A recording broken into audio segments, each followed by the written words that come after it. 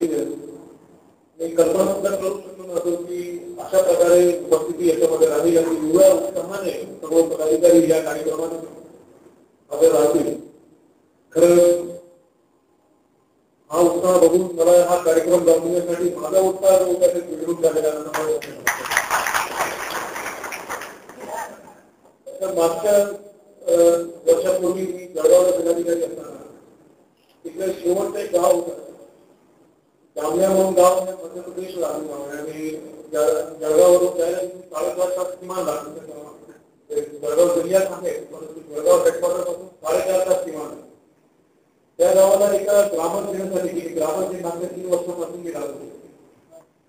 तर ग्रामदिनासाठी त्या गावात गेलो होतो आणि अपेक्षा अशी होती की लोकांची तक्रार आहे की फक्त धान्य मिळत नाही, धान्य दुकान काम करत नाही, अधिकारी येत नाही, कर्मचारी दिसत नाही.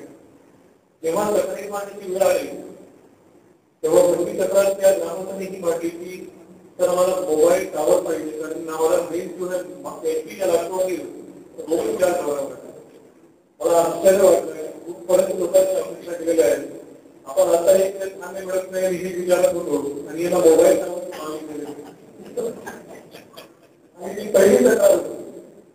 त्या दिवशी मला एक संकल्पना आली की आपण फोनच्या वापर जर तक्रार निवारणासाठी केला आणि आता आपण आता उद्यावारी प्रत्येक घरात 4 मोबाईल 50 रुपये पण 4 मोबाईल होते तर मोबाईलचा वापर जर तक्रार निवारणासाठी आपण करू शकतो तर प्रत्येक माणूस मोबाईलच्या माध्यमातून एक तक्रार दाखल करू शकेल का उत्तर सुद्धा त्याच्या मोबाईलवर लिहिता येणार आहे. अशा प्रकारे एक आज आपण ऑनलाईन ऑनलाईन आता ते शासनाने या कारणाने राजस्व त्याच्यामध्ये नागपूरमध्ये सुरू झालेला हा कार्यक्रम आहे. जळगावमध्ये सुरू झालेला तो तक्रार निवारण प्रणाली तोही त्याचा भाग आहे. तर अशा लोकांच्या अपेक्षा जेव्हा आपल्याला कळतात तेव्हा नवीन कार्यक्रमाची सुरुवात करावी लागते आणि अपेक्षा वाढली आहे. मग प्रशासनाची कार्यपद्धती आणि लोकसहभाग आणि लोकप्रतिनिधी कार्यपद्धती ही सुधारण्याची आवश्यकता आहे. काळानुरूप त्याच्यामध्ये बदल करण्याची आवश्यकता आहे. अपेक्षा वाढून गेलेल्या असतात. उदाहरणार्थ रस्त्याबद्दल जर आपण बोलू प्रत्येक तालुक्यामध्ये इतर उदाहरण दिला 40% कोटाची केसेस असल्यामुळे प्रत्येक तालुक्याची परिस्थिती आहे आणि हे खरं बघितलं तर अत्यंत वाईट आणि याच्यामध्ये लोकांच्या शेतीचं उत्पादन अडलेला असतो. ट्रॅक्टर घेऊन जाता येत नाही किंवा उत्पादन काढून तू मार्केटपर्यंत घेऊन कसं जायचं. पण शेतीचं वाद घेऊन धंदे होतात धंदे होतो अनेक प्रॉब्लेम होतात पण ते होणार आहे का तेही म्हणतो आणि हे सगळं दुर्दैवी आहे. पण आता हे करायचं असेल तर आपल्याला 1 किलोमीटर रस्ता करायला की बीएमसीचा रेट कमांड करण्याचा प्रयत्न केला तर 3 ते 5 लाखपेक्षा कमी लागणार नाही. आता लोकसहभागाच्या माध्यमातून शेवटी ही अपेक्षा तर लोकांची आहे की रस्ता मिळायला पाहिजे. तर 100 लोकांची अपेक्षा रस्ता मिळायला पाहिजे. 2 माणसं आवडतात त्याच्याबद्दल अजूनही चर्चा झाली की 2 माणसांबद्दल आपल्याला काहीतरी धोरण स्वीकारावं लागतं. अगोदर समजून काढायची नंतर जोडणे त्यांना विश्वासात घ्यायचं नंतर जोडणे त्यांना मग कायद्याच्या स्वरूपाने आपल्याला करावं लागेल. तर ही अपेक्षा पूर्ण करण्यासाठी आता जर लोकसहभागाच्या माध्यमातून आपण स्वीकारलं तर आतापर्यंत जो बाईक आहे जवळपास 350 रस्ते आता जिल्ह्यामध्ये लोक मोकळे करण्याच्या या मागच्या 3-4 महिन्यामध्ये जे आपण केलं त्याचा असं दिसतं की फक्त 50,000 रुपयाचा खर्च प्रति किलोमीटर आलेला आहे. बीएमसीच्या खर्च 3 ते 5 लाखाचा आहे. परंतु लोकसहभागाचं जेव्हा लोकांनी काम केलं तर तेच काम 50,000 रुपये प्रति किलोमीटर मध्ये झालेलं आहे. तर आपण जेवढे किलोमीटर रस्ते मोकळे कराल तेवढा जवळपास गोवरमानाने 50,000 प्रति किलोमीटर मोकळे करायचे. अशा प्रकारे विचार आपण 358 रस्त्यांचा घेतलेला आहे. पण मला इथे आवर्जून सांगावं असं वाटते की हा पहिला तालुका त्या ठिकाणी अशा प्रकारचे सर्व पदाधिकारी सर्व पक्षाचे लोक आमदार महोदयांनी हे सगळं करून आणलेलं आहे. सर्व पदाधिकाऱ्यांनी हे करून आणलेलं आहे. अतिशय कौतुकास्पद आहे. पण आता मला प्रत्येक तालुक्यामध्ये अशी प्रकारची मिटिंग आयोजित करण्याची इच्छा भाजपमध्ये आहे की सगळ्या आमदारांना आता फोन करून सांगणार आहे ज्या प्रकारे वैद्यपूरचे आमदार केलेला त्या प्रकारे सर्व तालुक्यामध्ये तुम्ही आयोजित करा. मी येतो त्या मिटिंगमध्ये आपण सर्व पक्षाच्या लोकांना एकत्रित घेऊन बसू. हा अत्यंत चांगला लोकोपयोगी काम आहे. त्याच्यात आपण सर्वांच्या सहकार्य प्राप्त करू. खरं बघितलं तर लातूरमध्ये जेव्हा काम कराल इथे उद्गीर सब डिव्हिजन आहे. आपल्या इथे बैजापूर प्रांत अधिकारी आहेत, तिथे एक उदगीर आहे. उदगीरचे योग्य वातावरणामध्ये योग्य म्हणून आलेले अडकोणे जे जसं बैजापूरमध्ये आहे तसे अडकोणे औरंगाबाद आहे. आम्ही त्याला विचारलं की मागचे 4-5 महिन्याचा अनुभव जर बघितला तर लातूरमध्ये जे काम झालं आणि औरंगाबादमध्ये काम झालं त्यामध्ये काय फरक जाणवलं तुम्हाला? ते म्हणतात की लातूरमध्ये लोकप्रतिनिधीच्या तीव्र त्याच्यामध्ये सहभाग नव्हता. हे आपण प्रशासनाच्या वतीने करत गेलो होतो. त्याचं म्हणणं आहे की उलट इथे सकारात्मक भूमिका सर्व लोकप्रतिनिधी घेतलेली आहे, त्यामुळे इथे त्यांच्यापेक्षा जास्त काम झालं आणि खरं त्याचं चित्र आज मला बैजापूरमध्ये बघायला मिळतोय. त्याचा मला मनापासून आनंद आहे.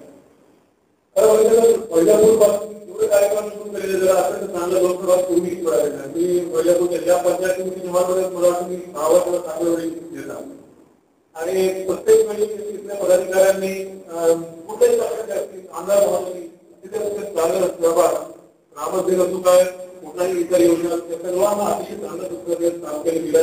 त्यामुळे मला खात्री आहे जो निर्धार आज या सभागृहात व्यक्त केला जाईल, जे निर्धार आपण केलेला आहे की आपण सुद्धा आम्हाला आपल्या तालुक्यामध्ये 100% यशस्वीपणे राबवणार आहोत, ते निश्चितपणे जसे आपण यशस्वी करून दाखवणार. याच्यामध्ये मला माझ्या मनामध्ये काही शंका असण्याचं काही कारण नाही आणि मला उलट असं वाटतं की या तालुक्याचं उदाहरण मला राज्य स्तरावर देता येईल अशी परिस्थिती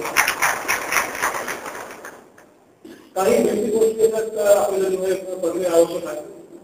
मला असं वाटतं की जेव्हा आपण लोकसभाबद्दल बोलतो लोकसभा फक्त लोकप्रतिनिधी आणि आमच्यामध्ये अपेक्षित असतो, लोकांच्या सुद्धा सहभागातून पाहिजे असतो.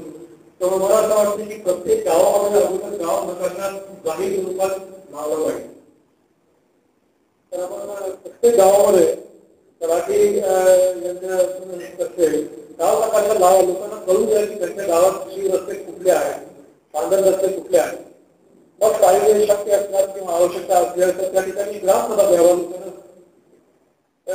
प्रशिक्षण सत्र म्हणा किंवा अवगत करण्याकरिता एक विचारमंथन म्हणा की बाबा तुमच्या हा नकाशा आहे आणि याच्यामध्ये हे पांढऱ्या शिवाय रस्ते दाखवण्यात आलेले आहेत.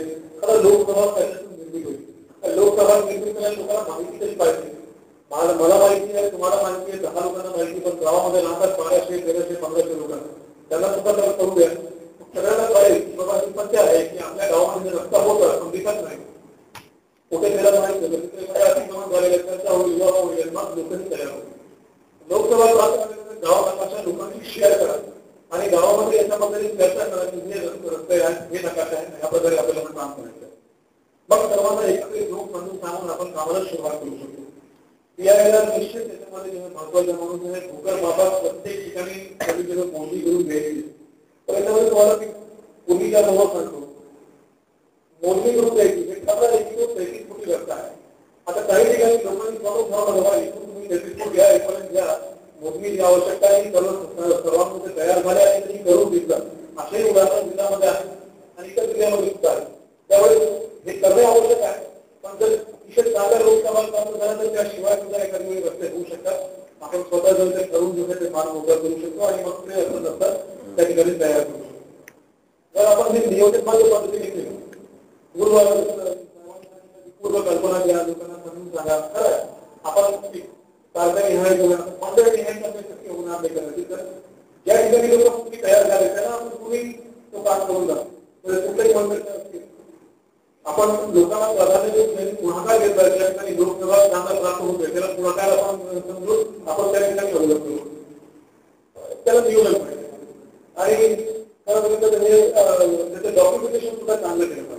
पूर्वी कशी परिस्थिती होती, नंतर काय परिस्थिती झाली, फोटोग्राफ वगैरे करून ते आठवणी राहते आपल्याला. आणि पूर्वी आपण कसं होतो आणि आता कसं ते टिकवायला फार मदत केली. आणि ग्रामपंचायतीमध्ये फोटो लावून ठेवायचे, मागे कसं होतं, आता कसं झालं, कोणत्याही माणसाने बघितलं पुढे ते परत अतिक्रमण करण्याचा प्रयत्न करणार नाही. अशा काही गोष्टी आपण जर केल्या या योजनेमध्ये तर निश्चित चांगलं काम होईल. आपण म्हटलं इतिहास बनणार, निश्चितच इतिहासच बनणार आहे. कारण ज्या ठिकाणी असं कामं झाले तर शेतकऱ्यांनी अत्यंत शेतकऱ्यांनी रडून आणि आपल्या आवडेमध्ये त्यांची मोठा व्यक्त केलेला आहे की त्याचं किती जिव्हाळ्याचा विषय होता आणि किती वर्षापासून होता, कोणी लक्ष दिलं नाही आणि आता हे समाधान होऊन त्यांना झालेलं आहे. त्याच्यामुळे त्यांनी भावनात्मक एकदम व्यक्त केलेलं आहे.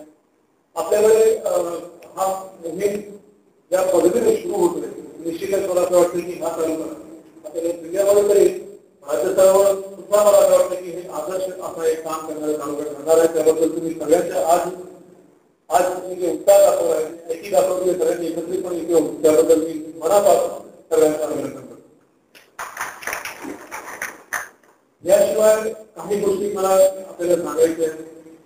महसूल खात्यामार्फत आम्ही सगळ्यांचा प्रयत्न असा आहे की जे गरजेप्रमाणे आपण लोकांचे कामं करतो ते कामं लोकांची सटीक होणे आवश्यक आहे. आपल्याकडे जवळपास 90-100 प्रकारची कामांसाठी लोक येतात.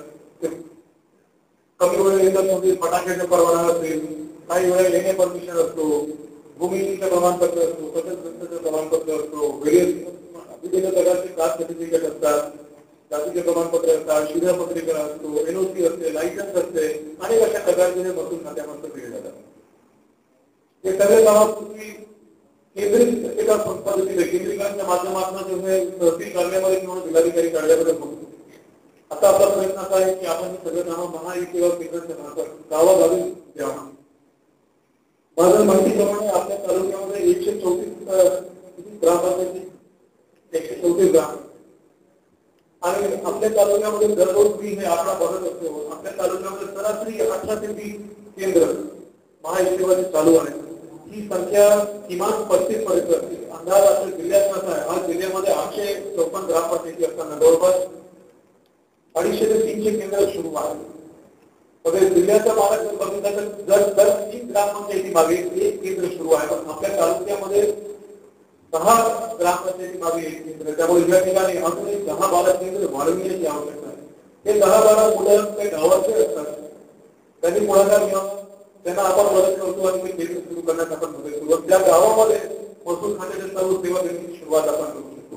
तर ज्या गावामध्ये असेल, आज मी गाळ्यात गावाला होतो, गाळ्यात गाव महायुतीवर केंद्र जो चालवतो त्याला मी विचारलं मला किती उत्पन्न मिळते. तुम्हाला की जवळपास 5 ते 6 हजार रुपये महिन्याचं कमवतो. 5 ते 6 हजार रुपये एका मुलाला त्याचं शिक्षण आहे आणि त्याला गावाचा प्रमुख व्यवसाय करायचे आहे. एक अशी काही चांगली रक्कम आहे. 6,000 रुपये महिन्याचा कमवू शकतो आणि किती त्याला गुडविल प्राप्त होतो. म्हणजे माणसाचं काम करतो, तो गावाचं काम करतो, त्यामुळे त्याचा आदर सुद्धा ते गावामध्ये वाढतो. अशा प्रकारे 10-12 केंद्र आपल्याला वाढवायचे. ग्रामोद्योग आपल्या जिल्ह्यामध्ये आपण करतो आणि त्या जिल्ह्याचा भाग आहे की पूर्ण राज्यभरात त्याचा राष्ट्रीय घेतलेला आहे. त्याच्यामुळे गावाचे प्रश्न गावाचं स्वरूप आहे. गावामध्ये लोकांना योजनांची माहिती मिळते. त्यांच्या जे महत्वाकांक्षी योजना आहे, निर्मल ग्राम असेल, संतामुक्ती असेल, त्या गावाच्या पदाधिकारी अधिकाऱ्यांचे समवेत गावामध्ये समोर त्याचा आढावा होणे हे सर्व त्याच्यामध्ये विविध आहे. त्या सर्व योजनांचा लाभ या तालुक्यामध्ये गावागावी मिळाला पाहिजे असा माझा उद्देश आहे. यासाठी प्रत्येक बुधवारी आपण ग्रामोद्योग घेतो. प्रत्येक बुधवारी कुठल्या ना कुठल्या तालुक्यामध्ये असतो आणि त्या ठिकाणी हे आयोजन करण्याचा प्रयत्न आपला आहे. आपण सगळ्यांनी ज्या पद्धतीने या सगळ्या योजनांना आतापर्यंत सहभाग दाखवला, त्या पुढे सुद्धा आपण अशाच पद्धतीने आम्हाला सहभाग मिळेल मला खात्री आहे. कारण या तालुक्यामध्ये ज्या पद्धतीने आपण सगळे एकत्रित आल्या परत सांगतो मला अत्यंत आनंद आणि अत्यंत हे मोठा वरदान असलेला आहे. आपण सगळ्यांना परत मी शुभेच्छा देतो. त्या कामाला गती द्या. त्या कामावरून जिल्हा प्रशासन मात्र आपण ठरवलं तर आपल्याला 100% आपलं काम देणार आहे. जिल्हा प्रशासनाच्या वतीने रस्ते मोकळे करण्यासाठी पाहिजे ते मदत आपल्याला दिली जाते. गावागावी हे प्रश्न सोडवण्यामध्ये जे काही मदत लागते, जिल्हा प्रशासन असेल, पोलीस प्रशासन असेल, होमागम कार्यालय सगळ्यांकडनं आपल्याला मदत होईल. आपण त्याचं नियोजन करा, कामाला सुरुवात करा आणि अत्यंत चांगलं काम करून तालुक्यामध्ये दाखवा. परंतु